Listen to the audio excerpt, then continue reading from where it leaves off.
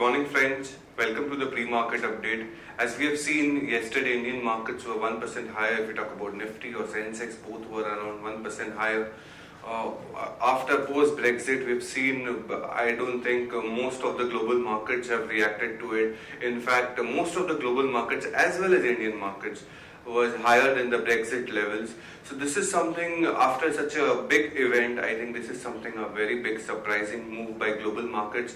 Not only India, if we talk about US, if we talk about European markets itself, if we talk about CAC, DAX or FTSE, that is UK market, all are higher than the Brexit level. So this is something very positive to look at. Along with that, if you talk about the Indian markets, how was the flows? The flows were, FI was positive, net positive of 2840 crores in the index futures, whereas they were positive in the cash segment, net positive of 1170 crores. DI was little negative in terms of net flows were concerned, they were 190 crores negative. Whereas, again, I would like to come upon the European markets, what it closed yesterday. If you talk about CAC was around 1% higher, DAX was 0.7% higher, FTSE was over and about 2% higher. So this is something really very surprising for European markets as well.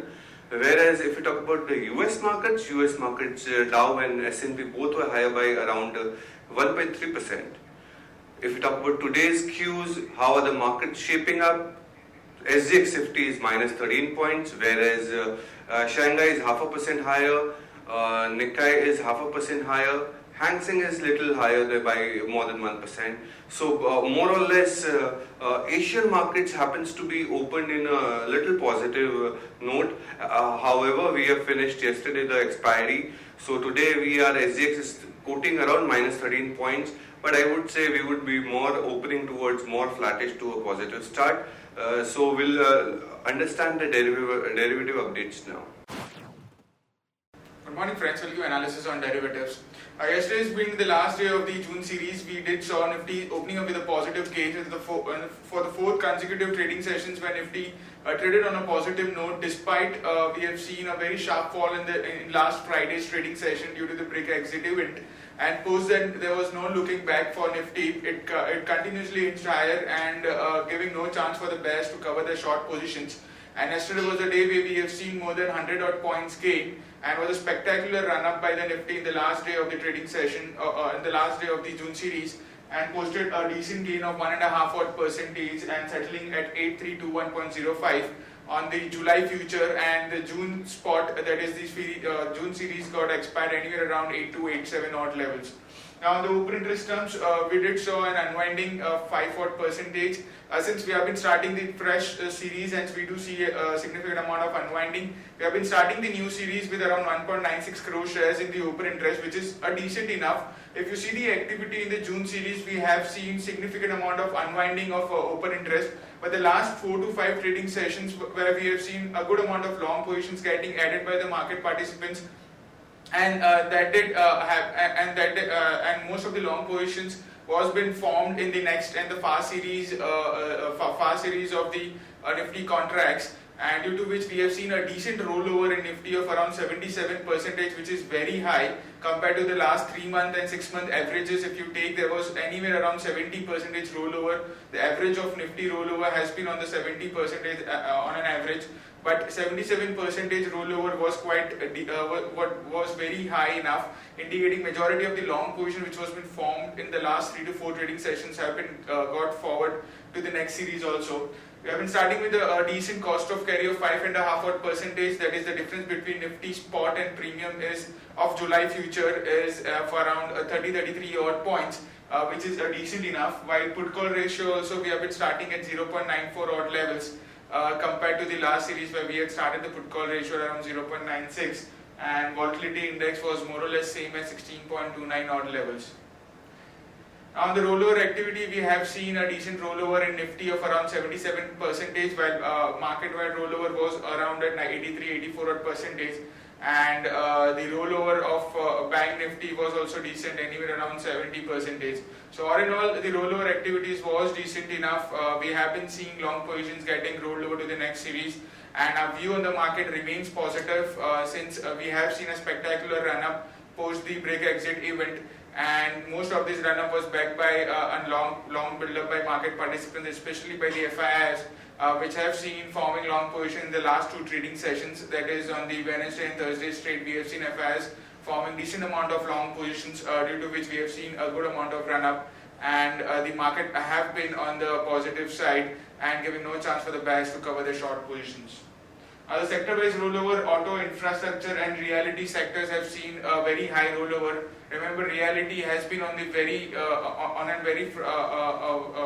on the market favorites, where we have seen reality have been quite noteworthy in terms of open interest and also in terms of volumes. Have been significant amount of volumes has been observed in reality sectors and have seen a very long rollover into it. While the sectors like banking and finance, metals, oil and gas, technology, pharma have seen a bit kind of a low rollover in the next series. The options activity, we have been starting this series where the July series where 8,500 call option is the highest in terms of open interest, with around 38 lakh shares in it, which is quite decent enough, while 8,400 call option is the second highest with around 29 lakh shares into it. While on the put side, again 8,000 put option, 8,000 remains as a crucial support for our market, and 8,000 put option is the highest in terms of open interest, with around 38 lakh shares into it, followed by 8,100 strike price with an open interest of around 25 lakh shares in it. So all in all, market has been on the positive territory. It's a buy on dips kind of a market. If any dip has been observed in this kind of a market, at least for the July series, it's a buy on dip, since the rollover activity has been quite decent enough and long positions have been rolled over. And majority of the data has been pointing out that the market could react positively in the next few trading sessions, and could see 8,500 in the July series. There are no securities in bank period for today's trade. On FIS front, in index futures, there were net buyers by 2,840 odd crores, which is very huge. Index options net buyers by 1,937 odd crores, stock futures net buyers by 226 crores, and stock options net buyers by 162 crores only. On the market level, our straddle monthly break-even point stands at, for the lower range at 8028 and higher range at around 8572. It's a monthly straddle break-even point of 8,300 call and put. ASX Nifty is trading negative. It's down by 1.5 odd points. It's quoting anywhere around 8330, indicating some kind of a flattish opening can be expected in the morning trade. Now there's one announcement. There is one introduction of future and FNO contracts in this from this expiry onwards. There are two scripts which are getting listed in the FNO contract in the derivatives market, as NIT Technologies and Syntech Industries. That's it from derivatives. Thank you. Now we'll understand the trading ideas of the day. The first idea of the day is Jet Airways at CMP 556. If you talk about the news, ATF prices hiked by 4.9 to 5.7%, which is negative for aviation sector as well as Jet Airways, incumbents like Jet Airways. Action to be taken is short Jet Airways, stop loss at 567, target 539, 529. Now we'll understand the macro wrap, how most the macro numbers have shaped up.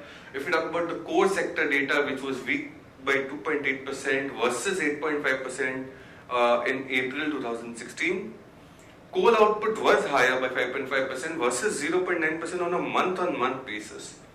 Whereas cement sector was 2.4% higher versus 4.4% again on a month-on-month basis. Electricity was up by 4.6% against 14% on a month-on-month basis. This is a little negative. Now we'll understand the news updates. News updates is Torrent Pharma acquires Glochem unit in Vizag. IOC cuts diesel prices by 0.49 per litre, whereas petrol they've cut by 0.89 per litre. Rajan rules out the proposal to use RBI reserves for recapitalization of banks. Ultratech rupees 15,900 crore JP deal hits a hurdle.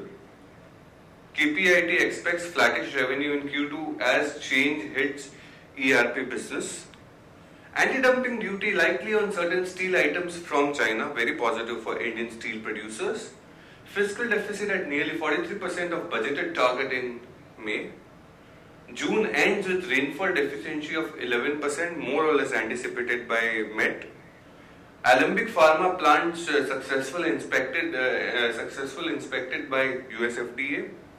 auto sector companies to report June monthly sales numbers today. Now we'll understand the stocks with positive as well as negative bias. Stocks with positive bias are Bank of India, TCS and ONGC. Stocks with negative bias are PNB and Canara Bank. Stocks for investments are Britannia, HDFC Bank, Maruti, Ultratech and Sun Pharma. That's it friends for the day. Thank you for listening to me. Have a good day. Have a happy investing. We'll again meet up Monday morning. Thank you.